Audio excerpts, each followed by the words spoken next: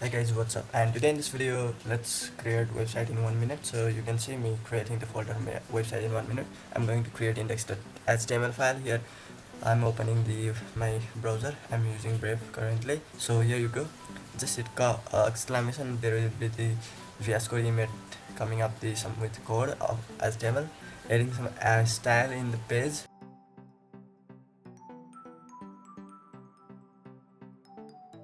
So background royal blue, and then color should be white, display a flex, align item center, justify content center, and I just increase the font size. And here we go. You see the new website that just created into the 1 minute. So of course you can create website in 1 minute. Let's open the live server. Open into the live server, and min height should be 100, font size should be 2 gram, font family should be popping. Yeah, thanks for watching this video, and if you love the video, please don't forget the like button, and if you really want to join our content, please don't forget to hit the subscribe button, and let's see you in the next video. Stay tuned for more.